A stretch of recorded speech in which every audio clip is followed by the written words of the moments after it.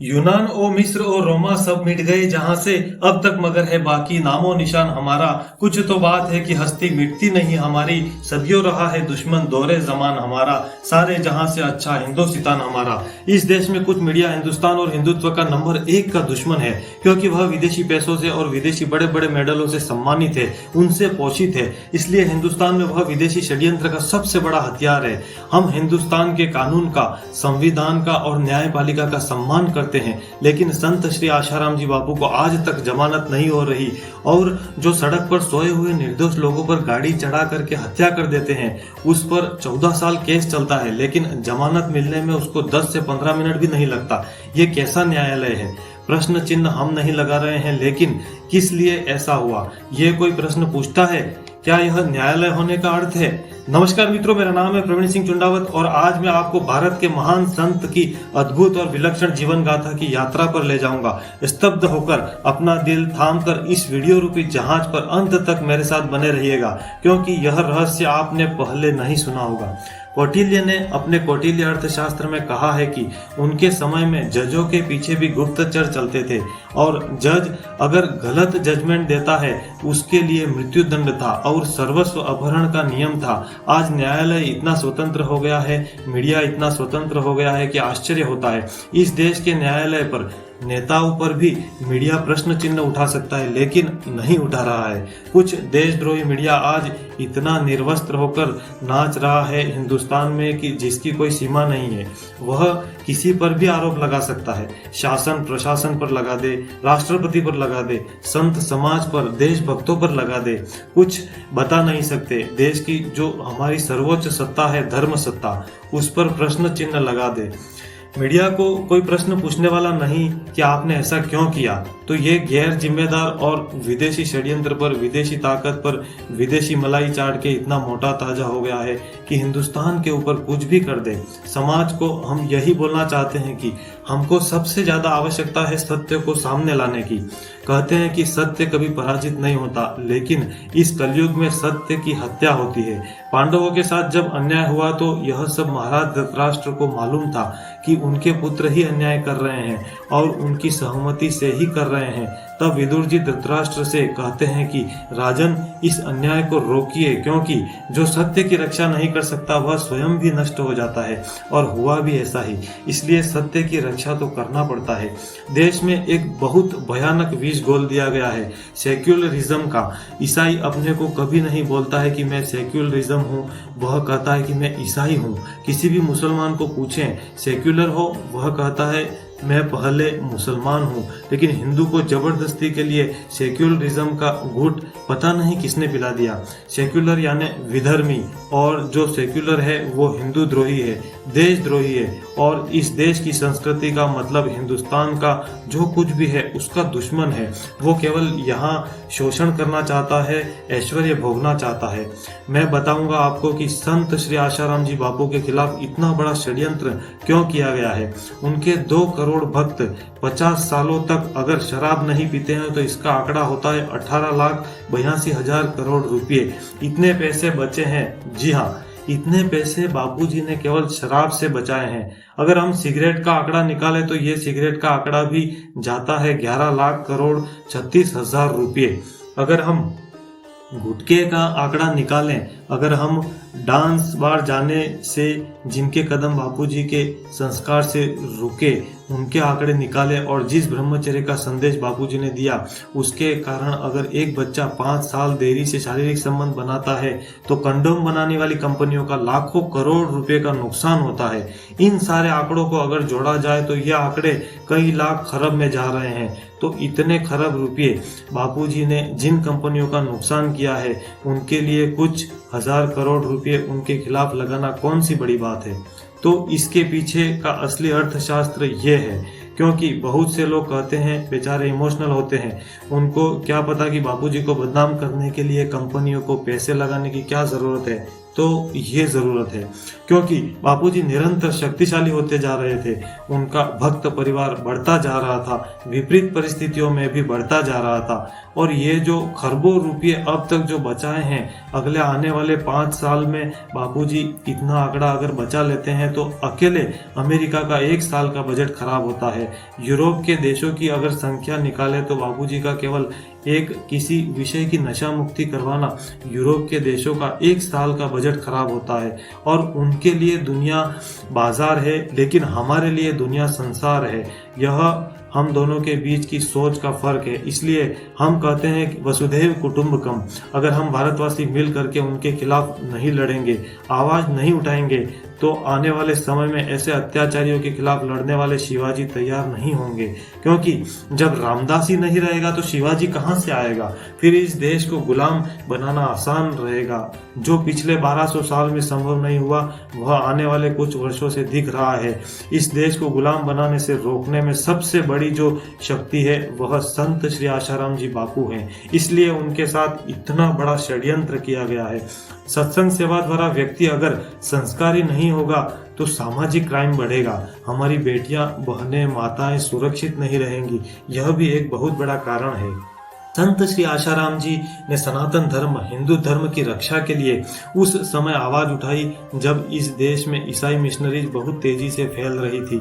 जो गरीब थे, जिन्हें रोटी, कपड़ा, मकान की आवश्यकताएं थी, वो लोग धर्मांतरण की तरफ बढ़ रहे थे। उस समय देश में एकमात्र हिंदुत्व और हिंदू सनातन धर्म की रक्षा की आवाज उठाने वाले संत श्री आशाराम जी बापू थे, जिन्होंने उस लड़ाई को लड़ा। और ये केस और कुछ नहीं है। उन्होंने जो लव डे, किस day, hug day, Valentine day हटाए, उन्होंने मातृ पितृ पूजन दिवस, ब्रह्मचर्य पालन, तुलसी दिवस, इन चीजों को बढ़ाया। इन चीजों को हमारी पुरानी संस्कृति जो सीता, सावित्री, गायत्री, अनसुया के समय की चली आ रही थी, उस संस्कृति को आगे लोगों में बढ़ाने का प्रयास किया। पाश्चात्य सभ्यता का विरोध किया और उन्हीं पाश्चात्य सभ्यता में पालित पोषित और जो पाश्चात्य सभ्यता की संस्कृति को इंडिया में प्लांट किया जा रहा था।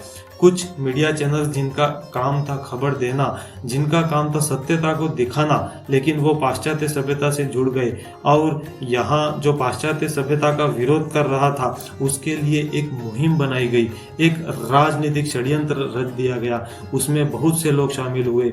उसमें इस तरह के लोगों की एक मानस प्रवृत्ति बनाई गई और एक आपराधिक षड्यंत्र राजनीति के तहत बापूजी पर इस तरह का झूठा घृणित केस लगाया गया, सोच समझ के लगाया गया। एक झूठी कहानी 10 साल पुरानी, 12 साल पुरानी। क्या 12 साल के दौरान, 10 साल के दौरान इस देश में, इस प्रदेश में पुलिस नहीं थी? क्या कहीं थाने नहीं थे? कहीं मोबाइल फोन नहीं थे? कहीं लैंडलाइन के फोन नहीं थे? कहीं कागज और पेन नहीं मिलता था शिकायत करने के लिए? कहीं कोई शिकायत रिकॉर्ड में है ही नहीं। एक प्लान के तहत बनाया गया षड्यंत्र है जिसे पूरी दुनिया मानती है। आप किसी भी व्यक्ति से, पढ़े लिखे व्यक्ति या अनपढ़ व्यक्ति, IAS, IPS ऑफिसर से, रिपोर्टर से, सब इस बात को कहेंगे कि यह आरोप गलत है। बिल्कुल आरोप गलत है। जिस तरह से कोरोना काल आया, कोविड-19, कोरोना पेंडेमिक, उसके बाद high court, supreme court of India की हाई पावर कमेटियां बनाई गई जिसमें लोगों को रिलीज करने की बात कही गई, जिनके ऊपर केसेस की लाइन थी, क्रिमिनल रिकॉर्ड था, लेकिन उन्हें भी रिलीज किया गया, उनके पर्सनल बॉन्ड पर भेजा गया घर। हमें आशा थी कि इतने बुजुर्ग संत को भी छोड़ दिया जाएगा। मैं समझता हूँ इस देश में कोई भी ऐसी जेल नहीं होगी जिसमें इतने बुजुर्ग व्यक्ति को रखा होगा। उनके स्वास्थ्य की चिंता क्या सरकार को है? क्या संविधान को मानने वाले लोगों को चिंता है? पेंडेमिक में अंडरवर्ल्ड हाई कोर्ट और underworld supreme court of India की गाइडलाइन के बाद भी उन्हें रिलीज नहीं किया गया, जबकि हक था उनका रिलीज होना। कोर्ट मांगती है रिलीज करते समय कि आपकी ग्राउंड क्या है, पैरोल की, बेल की क्या ग्राउंड है? यही तो ग्राउंड है कि वो परमानेंट रेजिडेंस है, कोई क्रिमिनल रिकॉर्ड नहीं है, प्रोफेशनल क्रिमिनल नहीं है, विदेश तो नहीं कहीं चले जाएंगे। अरे तो उनके यहाँ जाने के लिए 450 आश्रम इंतजार कर रहे हैं। सब राज्य सरकारों द्वारा, केंद्र सरकार द्वारा न्यूज़ चैनल पर, टीवी में, पोस्टर में, होर्डिंग पे, अदालतों के बाहर लिखने से कि SS to justice for all, न्याय नहीं मिल पाता। न्याय को ग्राउंड जीरो पर दिखाना पड़ेगा। लोग हमसे सवाल पूछते हैं, कार्यक्रम में आए हुए लोग सवाल पूछते हैं कि क्या संत आशाराम जी बापू को न्याय मिला? क्या अदालतों ने न्याय दिया? क्या न्यायपालिका, कार्यपालिका, मीडिया इन सब ने उस पर काम किया? नहीं किया। उसके अगेंस्ट न्यूज़ दिखाई जाती है। अगर आतंकवादी भूख हड़ताल कर दे, आतंकवादी बीमार हो जाए तो उसके लिए बहुत मीडिया एक्टिव हो जाएगी। सारे मीडिया, सारे चैनल्स चिल्लाने लगेंगे, बीमार हो गया, बुखार हो गया, डेंगू हो गया, कोरोना हो गया, ये हो गया, वो हो गया, भूख हड़ताल पे खाना नहीं खा रहा, ये नहीं खा रहा। लेकिन संत श्री आशाराम जी बापू के लिए, एक संत के लिए, एक हिंदू सनातनी परंपरा को बढ़ाने वाले इकलौते संत के लिए क्या कभी मीडिया में आपने खबर सुनी कि वो बीमार हैं? क्या उनके स्वास्थ्य की चिंता किसी मंत्री ने ली? और मंत्रियों की बात मैं इसलिए कर रहा हूँ, आपको याद होगा पिछली सत्ता का भी और वर्तमान सत्ता का ऐसा कोई केंद्र और राज्य सरकार का विधायक, सांसद, मंत्री, प्रधानमंत्री नहीं रहा होगा जिसने संत आशाराम जी बापू के दर्शन लाभ ना लिए हों और आशीर्वाद ना लिया हो।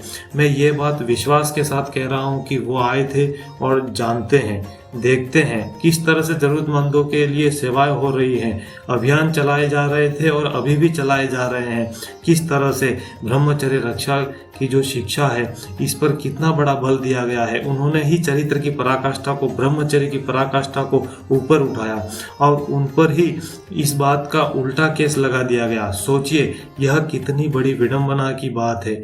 षड्यंत्रकारी बापूजी पर केस लगा रहे हैं, क्रिमिनल केस लगा रहे हैं। बापूजी की जहां कथा हो जाती थी, जहां उनकी ब्रह्मवाणी को लोग श्रवण कर लेते थे, तो अपराधी अपराधों को छोड़ देते थे, अपनी क्रिमिनल एक्टिविटी को छोड़ देते थे और समाज की मुख्य धारा से जुड़ जाते थे।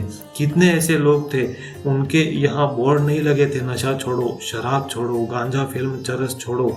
लेकिन जो भी पंडाल में पहुंच जाता था, जो भी पंडाल में उनकी कथा का श्रवण कर लेता था, वो अपने आप इतना आध्यात्मिक पावर से भर जाता था कि वो नशा छोड़ देता था, शराब छोड़ देता था, बीड़ी, सिगरेट, पान, गुटखा आदि छूट जाता था। अब ऐसी कंपनियां तो विरोध करेंगी साहब। इतिहास में लिखा जाएगा कि इस देश में संत आशाराम जी बापू को झूठे निहाय झूठे केस में जेल में रखा गया था। जिन्होंने देश के निर्माण की, देश को बनाने की बात कही थी, जिन्होंने देश के शहर शहर, गांव गांव जाकर देशवासियों में आध्यात्मिक ज्ञान का शंखनाद किया था। मेरे प्रिय भारतवासियों, इस वीडियो को लाइक करें, चैनल को सब्सक्राइब करें तथा अपने मित्रों में, पड़ोसियों में, रिश्तेदारों में शेयर जरूर करें। अपने व्हाट्सएप एवं फेसबुक के सभी ग्रुपों में शेयर जरूर करें। अपने व्हाट्सएप के स्टेटस में जरूर लगाएं। अगर आपको यह वीडियो पसंद आ रहा है तो कॉमेंट बॉक्स में यस जरूर लिखें और वीडियो के अंत तक मेरे साथ जरूर बने रहिएगा। हिंदुस्तान में अधिकतर लोगों में एक धारणा बनी रहती है कि कोई व्यक्ति जेल में है तो समझो कि वो अपराधी होगा, लेकिन ये बात सभी जगह लागू नहीं होती। कुछ व्यक्ति जेल में होते हैं तो उसके पीछे और भी बहुत कारण होते हैं। भगवान श्री कृष्ण ने तो जन्म ही जेल में लिया था। कई बार राष्ट्र और संस्कृति का कार्य करने पर भी जेल भेजा जाता है। पिछले 50 वर्षों में संत आशाराम जी बापू ने इस राष्ट्र के लिए क्या क्या किया है, उसका संक्षिप्त विवरण यहाँ पर मैं बता रहा हूँ। संत श्री आशाराम जी बापू ने सबको मंत्र चिकित्सा, ध्यान, प्राणायाम, सादा रहन सहन, स्वदेशी वस्तुएं एवं स्वदेशी आयुर्वेद चिकित्सा को अपनाने की सीख देते रहे। फूंकने थूकने वाले हैप्पी बर्थडे की जगह भारतीय पद्धति से जन्म दिवस मनाने की प्रेरणा देते हैं। इससे विदेशी कंपनियों का प्रतिवर्ष कई हजार करोड़ का नुकसान हो रहा है। आशाराम बापू जी के सत्संग से लोगों में सनातन धर्म व भारतीय संस्कृति के प्रति आस्था बढ़ने से देश विरोधी तत्वों को तकलीफ होती है। आशाराम बापू जी धर्मांतरण वालों के लिए भारी रुकावट हैं, इसलिए वे लोग सत्ता की सहायता से बापू जी और हिंदू संतों को हर प्रकार से झूठे इल्जामों से फंसा रहे हैं। आशाराम बापू आदिवासियों में अन्न, वस्त्र, बर्तन, गर्म भोजन के डिब्बे, कंबल, दवाएं, तेल आदि जीवनोपयोगी सामग्रियां बांटते रहे हैं। इससे धर्मांतरण करने वालों का बोरिया बिस्तर बन जाता है। कई मीडिया वाले पैसों के लिए तो कहीं टीआरपी बढ़ाने के लिए कुछ का कुछ दिखाते रहते हैं। आशाराम जी बापू के सत्संग से लोग महंगी दवाओं और बिन जरूरी ऑपरेशनों से बच रहे हैं, जिससे कई लूटने वाले की बिक्री में भारी कमी आती है। आशाराम जी बापू की प्रेरणा से चल रहे युवाधन सुरक्षा अभियान तथा गुरुकुलों व बाल संस्कार केंद्रों के असाधारण प्रतिभा संपन्न विद्यार्थियों द्वारा ओजस्वी तेजस्वी भारत का निर्माण हो रहा है। संत आशाराम जी बापू के सत्संग एवं उनकी प्रेरणा से चल रहे व्यसन मुक्ति अभियान से करोड़ों लोगों की शराब, सिगरेट, गुटखा आदि व्यसन छूटते हैं। साथ ही लोग अश्लील सामग्रियों से भी बचते हैं। इससे विदेशी कंपनियों का खरबों रुपए का नुकसान होता है। इसके अलावा और भी कई कारण हैं जिनसे कभी मिशनरियां, कभी विदेशी कंपनियां, तो कभी कोई और मीडिया को मोहरा बनाकर हिंदू संस्कृति व संत आशाराम जी बापू जैसे संतों के विरुद्ध षड्यंत्र करते रहते हैं। स्वदेशी अभियान आंदोलन के अंतर्गत बापूजी आयुर्वेद विज्ञान को लोगों की जीवन शैली में वापस लाए, गरीबों को उच्च गुणवत्ता वाली सस्ती दवाइयां उपलब्ध करवाई। 50 से भी ज्यादा सनातन धर्म शैली के गुरुकुलों की शुरुआत की, जिससे छोटी उम्र में ही बच्चे वैदिक संस्कृति से जुड़ने लगे। इनके गुरुकुल इतने लोकप्रिय हो गए कि सभी स्थानीय कॉन्वेंट स्कूलों में प्रवेश में गिरावट आने लगी। 10,000 से ज्यादा गायों को कत्ल खाने जाने से बचाकर स्वनिर्भर गौशालाओं की शुरुआत की, जो बिना किसी बाहरी दान के चलाई जाती है, जहां गौ सेवा अंतर्राष्ट्रीय मानकों पर की जा रही है। इनके गौमूत्र से बने अर्क, गोवटी और गौधूप इतने लोकप्रिय हो गए हैं कि अन्य बाहरी स्रोतों पर निर्भर रहने की आवश्यकता नहीं पड़ी और इससे 100 से ज्यादा अलग अलग जगहों पर आदिवासी परिवारों को रोजगार मिलने लगा। जो लोग उनके सत्संग को सुनते और उनके संपर्क में आने लगे, वे गर्व से कहने लगे कि हिंदू होने पर वे अपने आप को बहुत भाग्यशाली मानते हैं जो उन्हें ऐसा दिव्य सत्संग मिला। पूज्य संत आशाराम जी बापू ने कई संस्थाओं के मार्गदर्शक बनकर उन्हें भी प्रेरित किया और खुद भी जनजातीय क्षेत्र में बहुत से सेवा और रोजगार के अवसरों का नेतृत्व किया और सनातन धर्म के मार्ग को खोने वाले लाखों धर्मांतरित हिंदुओं की घर वापसी करवाई। बापूजी के प्रत्येक आश्रम को एक आत्मनिर्भर इकाई के रूप में बनाया गया ताकि उन्हें किसी के सामने धनराशि के लिए प्रार्थना न करनी पड़े और वे आसानी से व्यसन मुक्ति अभियान, मातृ पितृ पूजन दिवस, संस्कार सिंचन अभियान, वैदिक मंत्र विज्ञान प्रचार, संस्कृति रक्षक सम्मेलन, संकीर्तन यात्राएं और सत्संग जैसे सेवा कार्य द्वारा समाज में जागृति ला सकें। किसी भी देश की रीढ़ की हड्डी युवा होते हैं। हिंदू संत श्री आशाराम जी बापू के युवा धन सुरक्षा अभियान द्वारा हिंदुओं को संयमित जीवन का महत्व समझाया। आज बापू संत आशाराम जी के कारण आधुनिक अश्लीलता भरे वातावरण में भी करोड़ों युवा ब्रह्मचर्य का महत्व समझ रहे हैं और अपनी प्राचीन विरासत पर गर्व करने लगे हैं। बापू संत आशाराम जी ने देश विदेश में 17,000 से भी अधिक बाल संस्कार केंद्र शुरू करवाए, जहां बच्चों को अपने माता पिता का आदर करना, स्मृति क्षमता में वृद्धि और अपने जीवन को कैसे ऊर्जावान बनाया जाए ये शिक्षा दी जाने लगी। उद्यम, साहस, धैर्य, बुद्धि, शक्ति, पराक्रम जैसे सद्गुणों से बच्चे विद्यार्थी जीवन से ही उन्नत, विचारवान और संस्कृति प्रेमी बनने लगे। हमारी खोई हुई गरिमा और संस्कृति की महिमा को जनमानस के हृदय में पुनः स्थापित करने के लिए समाज में वैश्विक आंदोलन के रूप में प्रस्तुत किया गया। 14 फरवरी वैलेंटाइन डे को मातृ पितृ पूजन दिवस, 25 दिसंबर क्रिसमस डे को तुलसी पूजन दिवस को करोड़ों लोग मनाने लगे। इन सभी गतिविधियों को आम व्यक्ति या व्यक्तियों के समूह द्वारा शुरू नहीं किया जा सकता है। यह केवल किसी महापुरुष के द्वारा ही किया जा सकता है जो आत्मनिर्भर और दिव्य हैं। ऐसे संतों से लाभान्वित होना न होना ये समाज पर निर्भर करता है। विकल्प हमारा है, क्योंकि आत्मारामी संतों को हमसे किसी चीज की आवश्यकता नहीं है और न ही उनको कोई घाटा है, पर उनकी उपेक्षा करने से समाज को आने वाले समय में बहुत बड़े नुकसान का सामना करना पड़ेगा। तो अब सवाल यह है कि 50 साल से देश और संस्कृति की सेवा करने वाले संत आशाराम जी बापू को जेल क्यों भेजा गया?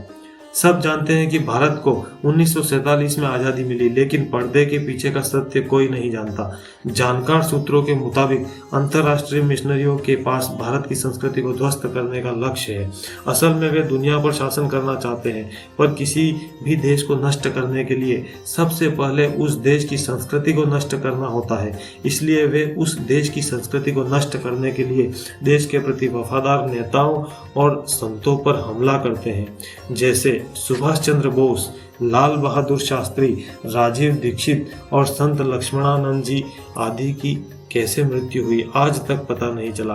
कुछ साल पहले यूरी बेजमेनोव, जो पूर्व केजीबी जासूस है, उनके इंटरव्यू के अंश एक अद्भुत अंतर्दृष्टि प्रदान करते हैं कि किसी भी देश की पूरी आबादी की सोच और व्यवहार को बदलने के लिए 4 कदम है। पहला, अनैतिकता।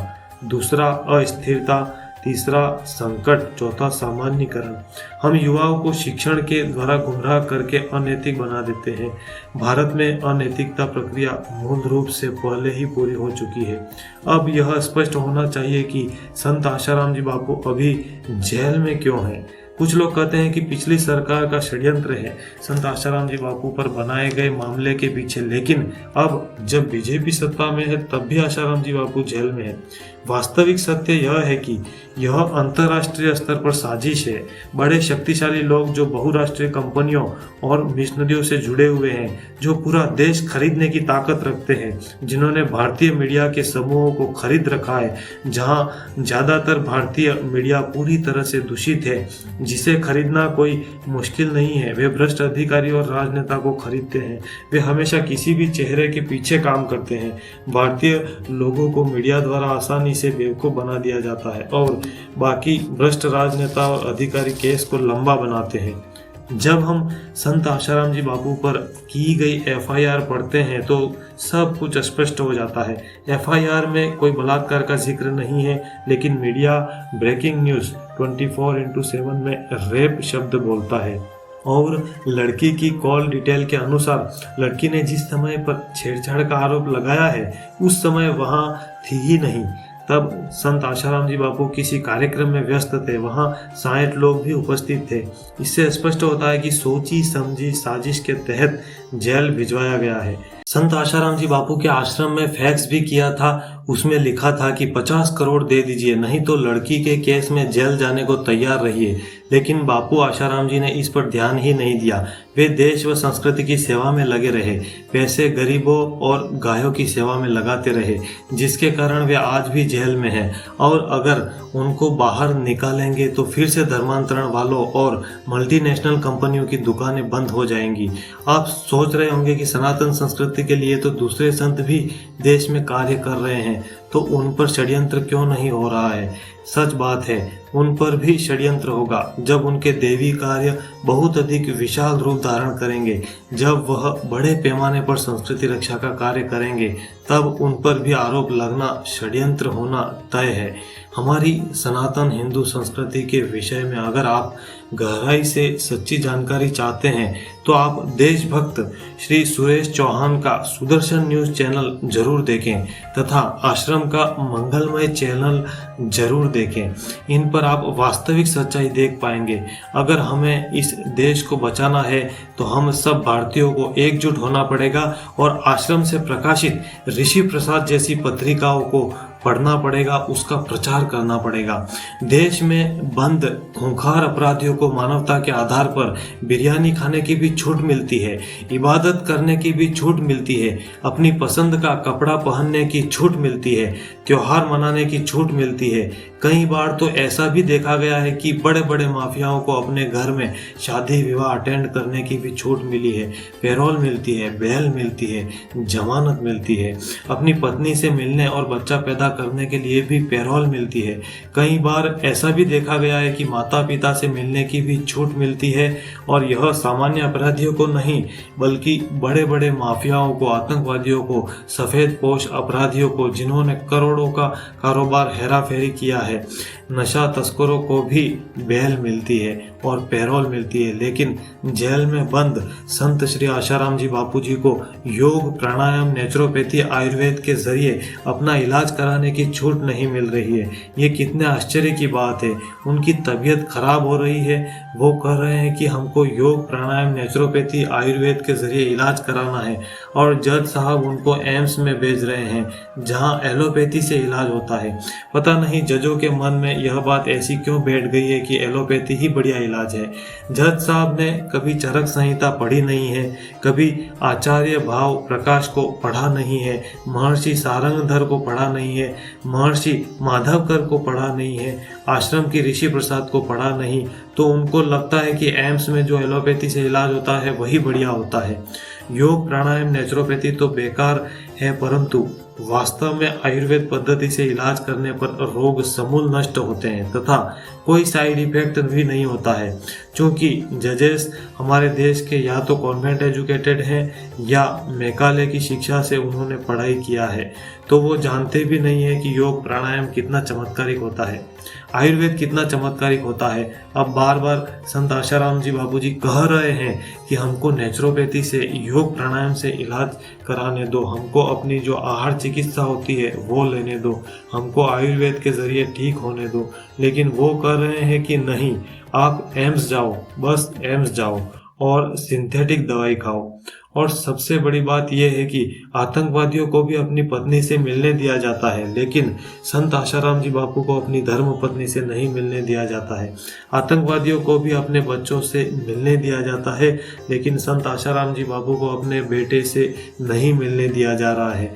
आतंकवादियों को भी अपनी बेटी से मिलने दिया जाता है, लेकिन संत आशाराम जी बापू को अपनी बेटी से नहीं मिलने दिया जाता है। ये गुलामी की जो न्यायिक व्यवस्था है ना, ये किसी को भी जिसको मन चाहे जैसी सजा दे दे, पूरे तरीके से फ्री है। जज की कोई अकाउंटेबिलिटी नहीं है, जज के लिए कोई सेट नॉर्म्स नहीं है। वही जज एक अपराधी के साथ दूसरे तरीके से व्यवहार करते हैं तो दूसरे अपराधी के साथ दूसरे तरीके से व्यवहार करते हैं। और जहाँ तक ये जो घटना हुई है, आज तक जिन लोगों ने आरोप लगाया था उनका narco polygraph brain mapping test भी नहीं हुआ है। मतलब जो उन्होंने मुंह से आरोप लगाया, जो गवाही दिया, उसी गवाही के आधार पर ये जो सजा चल रही है, अरे कम से कम एक बार वेरीफाई कर लेते। ना कोई मेडिकल रिपोर्ट है और ना कोई चीजें हैं, केवल मौखिक गवाही है, आधार पे लगाकर मुकदमा चलता रहता है आज तक। जबकि हमारे पास साइंस है, हमारे पास नार्को की व्यवस्था है, ब्रेन मैपिंग की व्यवस्था है, पॉलीग्राफ की व्यवस्था है। अरे दोनों का कर लो और चलो एक बार प्रूफ भी हो गया, मान लिया कि आशाराम जी ही दोषी हैं, तो दोषी तो अजमल कसाब भी था, दोषी तो बड़े बड़े माफिया डॉन भी हैं, दोषी तो बड़े बड़े राजनेता भी हैं। उनको कैसे बेल मिली हुई है? वो बाहर घूम रहे हैं, पार्टी बना रहे हैं, पार्टी का प्रचार कर रहे हैं, सिंगापुर में इलाज भी करा रहे हैं, उनको बेल मिल सकती है। जबकि संत आशाराम जी बापू कह रहे हैं कि भैया हमको एक काम करो, बस एम्स में मत भेजो, हमको एलोपैथी से इलाज मत कराओ, हमको कहीं ऐसी जगह भेज दो जहां आयुर्वेद से इलाज होता हो। मगर उनको पैरोल नहीं मिलती है। कितने सफ़ेदपोश नेता हैं जो सजा याफ्ता हैं, दोषी हैं और बाहर घूम रहे हैं, पार्टी बना के बैठे हुए हैं, पार्टी अध्यक्ष बन के बैठे हुए हैं। और एक हमारे भारतीय संत आशाराम जी बापू, जिन्होंने पूरी जिंदगी घर वापसी कराई, पूरी जिंदगी उन्होंने आदिवासियों के एरिया में जाकर मिशनरियों को रोका, धर्मांतरण को रोका, घुसपैठ को रोका। जो कन्वर्ट हो गए थे उनकी घर वापसी कराई, उनको यह दंड मिल रहा है, उनको इतनी सजा मिल रही है। अरे कम से कम उतनी उनको राहत दे दे जितनी नेताओं को मिली हुई है। संत आशाराम जी को उतनी राहत दे देते जितनी अजमल कसाब को राहत दिया था। घूसखोर नेताओं, नौकरशाहों को पैरोल मिल सकती है, कमीशन खोर और दलालों को जमानत मिल सकती है, पैरोल मिल सकती है, नशा तस्करों को जमानत मिल सकती है और पैरोल मिल सकती है, मानव तस्करों को जमानत मिल सकती है, पैरोल मिल सकती है, अपने परिवार से मिलने दिया जा सकता है। आतंकवादियों को, अलगाववादियों को, जिहादियों को, पत्थरबाजों को अपने परिवार से मिलने दिया जा सकता है।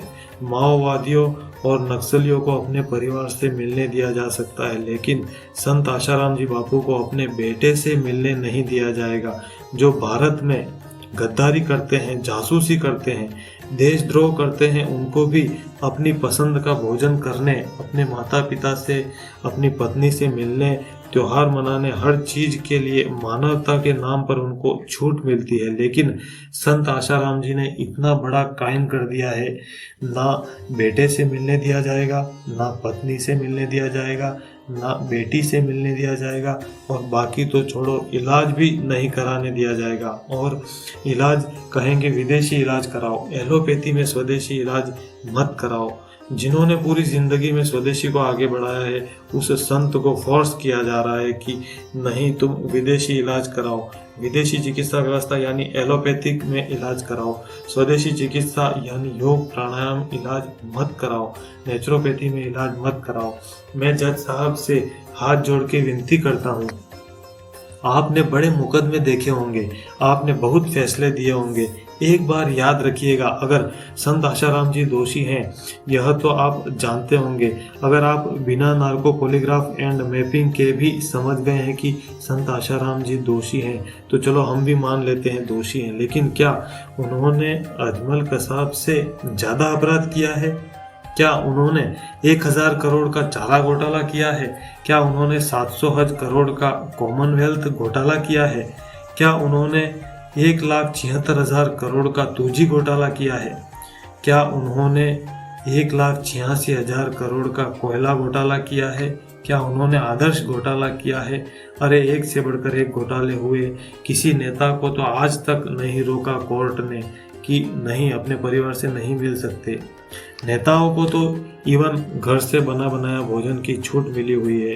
कितने सारे ऐसे नेता हैं जो जेल में बंद हैं, उनको घर से बना हुआ बन करके वहाँ से भोजन आता है, इतनी छूट मिल रही है। और एक संत वृद्ध हो चुके हैं और अस्वस्थ हैं और केवल इतनी मांग कर रहे हैं कि हमको योग प्राणायाम नेचुरोपैथी में इलाज करा दो, केवल हमारा आयुर्वेद में इलाज करा दो। इस अवस्था में भारत छोड़कर कहीं भाग नहीं जाएंगे। इस अवस्था में ऐसा भी नहीं है कि वह किसी का और का मर्डर कर देंगे। इस अवस्था में और कुछ तो कर नहीं सकते, कम से कम मानवता के आधार पर। और संत आशाराम जी के पुराने कार्यों को देख लीजिए, लाखों लोगों की घर वापसी कराई है उन्होंने, लाखों लोगों को धर्मांतरित होने से बचाया है। दलितों और आदिवासियों के बीच में एक बार आप जाकर सुनिए, आपको पता चलेगा उन्होंने क्या क्या परहित के कार्य किए हैं। जैसे आतंकवादियों के ऊपर मानवता की दुहाई देकर काम हो रहा है, उसी प्रकार इन संत का भी मानवाधिकार है, उनको भी आयुर्वेदिक उपचार का पूरा अधिकार है। पूरे देश भर में सनातनी हिंदू एवं पूज्य बापूजी के भक्त शांतिपूर्ण तरीके से आंदोलन कर रहे हैं एवं रैलियां निकाल रहे हैं। अपने अपने क्षेत्र के विधायक, सांसद एवं जिला कलेक्टर को ज्ञापन भी सौंप रहे हैं, जिसमें निवेदन किया गया है कि परम पूज्य संत श्री आशाराम जी बापू का स्वास्थ्य खराब होने के कारण उन्हें आयुर्वेदिक उपचार हेतु पैरोल दी जाए। इसी संदर्भ में लखनऊ के सांसद दिनेश शर्मा जी ने ट्वीट करते हुए प्रधानमंत्री नरेंद्र मोदी एवं गृह मंत्री अमित शाह समेत अन्य नेताओं को टैग भी किया है। अब देखना यह है कि जिन महापुरुष ने इस देश में राम राज्य लाने के लिए अपना पूरा जीवन न्यौछावर कर दिया, उनके मानव अधिकारों की रक्षा के लिए हमारी न्यायपालिका एवं सरकार क्या कदम उठाती है। मेरे प्रिय मित्रों, यह वीडियो आपको कैसा लगा कमेंट बॉक्स में जरूर बताएं। इस वीडियो को लाइक करें, चैनल को सब्सक्राइब करें, अपने मित्रों में, पड़ोसियों में, रिश्तेदारों में शेयर करें, अपने व्हाट्सएप एवं फेसबुक के सभी ग्रुपों में शेयर करें, अपने व्हाट्सएप के स्टेटस में जरूर लगाएं। यही आपकी राष्ट्र सेवा मानी जाएगी। और इसी के साथ आज का यह पावरफुल वीडियो समाप्त करते हैं। मिलते हैं नेक्स्ट वीडियो में, तब तक के लिए दीजिए मुझे इजाजत। हर हर महादेव।